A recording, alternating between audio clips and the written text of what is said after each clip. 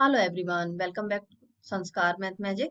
Start करते class 9 polynomials chapter number 2 exercise 2.2 से question number 4 start करेंगे।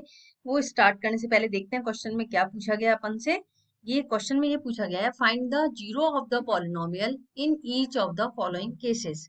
पहले तो क्वेश्चन को एंड तक अच्छे से देखना, तब समझ में आएगा। इसमें ये है कि ऐसा zero of the polynomial her cases में अगर ऐसी x की जगह कोई ऐसी वैल्यू फिल करो जो आंसर पुट करने पर अपना आंसर क्या है, पूरा पॉलिनोमियल क्या हो जाए, जीरो हो जाए। तो उसके लिए अपन इसको जीरो करने के लिए अपन पॉलिनोमियल की वैल्यू है ये x+5, ये पूरा आंसर जीरो आ जाना चाहिए। तो उसके लिए क्या करते हैं, अपन इस वैल्यू को पूरा किसके इक्वल मान लेते हैं, जीरो के इक्वल मान लेते हैं। अब जीरो जीरो के इक्वल मानते हैं तो अपन ने रखा इसको x+5 किसके इक्वल है, जीरो के इक्वल है। अब x की वैल्यू क्या आ जाएगी, अगर पहले अपन x की वैल्यू फाइंड आउट कर लें तो अपन ये देख सकते हैं कि यहाँ पे क्या वैल्यू रखें कि पूरे पॉलिनोमियल की वैल्यू जीरो आ जाए। बस क्वेश्चन में यही पूछा है, find the zero of the polynomial in each of the following cases. Zero क्या होगा इसका पॉलिनोमियल का, जो वैल्यू जीरो रखने पर कौन सी वैल्यू रखें जिससे कि आंसर जीरो हो जाए। तो बस ये x की वैल्यू क्या आ गई अपने पास, -5। अब अपन इसको सपोज ये करके देखते हैं वैल्यू को। -5 p की वैल्यू क्या रखी अपन ने, -5 रखी, और x की है -5 और प्लस का 5। तो ये क्या आ गया अपना आंसर, जीरो आ गया। तो बस यही अपन को प्रूव करना था कि ये जीरो आती है किस वैल्यू को रखने पे आती है। तो आंसर इसका क्या आ गया, -5। Okay, let's come to the next part. Second समझ में आया पहले तो। आंसर को यहाँ पे भी रख सकते हैं कि एक्स की वैल्यू क्या आई है, -5 आई है। या फिर आंसर को इस तरह से भी लिख सकते हैं कि -5 जो है, -5 is zero of P x, क्योंकि ये वाली वैल्यू क्या आई है अपनी फर्स्ट वाली पी एक्स, इसकी वैल्यू जीरो रखें। अगर -5 रखें तो आंसर क्या आ जाएगा, पॉलिनोमियल का जीरो आ जाएगा। अब इसी तरह से सेकंड पार्ट है इसका। सेकंड सेकंड में है पी एक्स x-5। तो पी एक्स पहले अपन ने देखा था कि x-5 को क्या कर लें, यहाँ पे जीरो के इक्वल कर लें इस पूरी वैल्यू को। ओके, अब x इक्वल्स टू क्या हो जाएगा, माइनस का 5 है, इधर आ जाएगा प्लस का 5 हो गया। ठीक है, अब इसको अगर अपन वैल्यू को सॉल्व करके देखते हैं, p की x की जगह क्या रखें, 5 पुट करा। अब ये है 5 - 5, तो आंसर क्या आ गया, जीरो। ये भी प्रूव हो गया, बिल्कुल प्रूव हो गया कि ये क्या है, जीरो आ रहा है।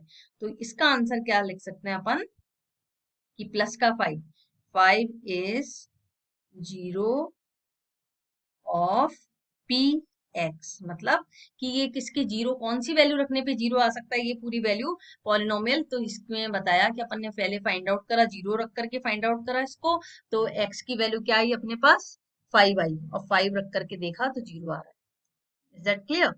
Let's come to the next third part है पी एक्स 2x+5। सबसे पहले अपन ने क्या करा, 2x+5 ये किसके इक्वल है, जीरो के। अब रखा अपन ने 2x=5 को इधर ले जाओ, माइनस का 5 हो जाएगा। x की वैल्यू निकाल लो, ये क्या हो जाएगा, -5/2। तो ये क्या आई है इसकी, -5/2 is zero of P x. ठीक है, अब इसको अपन वैल्यू पुट करके भी देख लेते हैं। 2 मल्टीप्लाई में -5/2 प्लस में 5, तो 2 से 2 कैंसिल, आंसर क्या आ गया, -5 + 5, तो ये वैसे ही कैंसिल हो गया और जीरो आंसर आ गया इसका। ठीक है, चलिए नेक्स्ट पार्ट देखते हैं इसका। P x equals to 3x-2। अब इसको क्या करा अपन ने, 3x-2 इक्वल्स टू जीरो करा। अब 3x इक्वल्स टू वेरिएबल एक साइड और जो वैल्यूज हैं उनको राइट हैंड साइड ले आएंगे। -2 है, इधर आएगा प्लस का 2 हो गया, x इक्वल्स टू हो जाएगा 2/3 हो गया। अब अपन ने क्या करा, ये बोलेंगे इसको कि 2/3 हो गया, तो 2/3 क्या है, 2/3 is zero of P x, ये इसका आंसर है।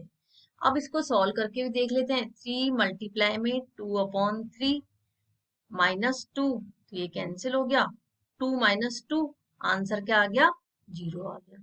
ओके, इस तरह से इसको सॉल्व करेंगे। अब देखते हैं नेक्स्ट पार्ट है 3x, है ना, ये है वैल्यू। तो 3x किसके इक्वल है? 0 के इक्वल है।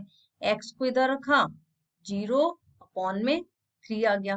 तो x की वैल्यू किसी भी 0 को किसी भी चीज से डिवाइड करो तो आंसर क्या आएगा? हमेशा 0 ही आएगा। तो ये क्या हो गया? 0 इज 0 ऑफ पी एक्स। अब इसमें वैल्यू भी पुट करके देख लेना तो आपको समझ में आ जाएगा। 3 मल्टीप्लाई में 0 करा तो आंसर तो 0 ही आएगा, ये इसके इक्वल हो गया। चलिए नेक्स्ट पार्ट है इसका। अब इसका ये पार्ट है P x equals to A X, है ना। A X, A is not equals to 0। इसका मतलब है कि ए इक्वल नहीं है 0 के। मतलब 0 को अगर किसी भी वैल्यू से मल्टीप्लाई करेंगे तो आंसर तो क्या आएगा? 0 ही आएगा।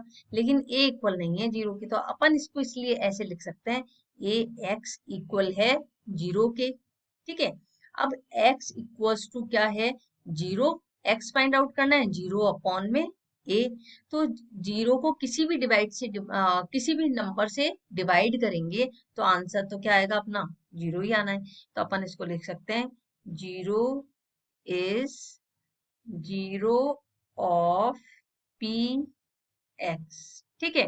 तो इसलिए ये बताया इन्होंने, इसलिए इस क्वेश्चन में लिखा है a is not equal to 0। कहीं a को 0 कर दिया तो पहले 0 इंटू एक्स हो गया तो 0 ही हो गया। लेकिन यहाँ पे इसको 0 रखने के लिए अपन a x इक्वल टू 0 करेंगे। ठीक है।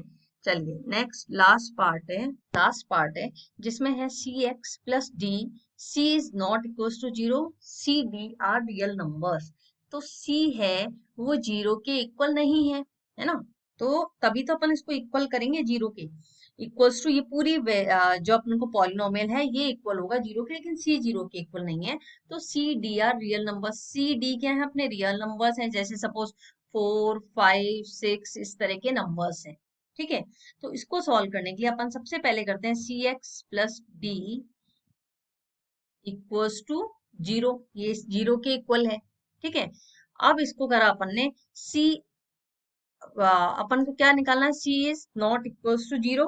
अब अपन ने करा सी एक्स इक्वल्स टू 0। अब डी को इधर ले जाओ, माइनस का डी हो जाएगा। ठीक है। अब x है ये मल्टीप्लाई में है, इधर आ जाएगा ये, तो किस में चला जाएगा? 0 माइनस डी। तो किसी भी नंबर में माइनस करेंगे, माइनस डी रहेगा।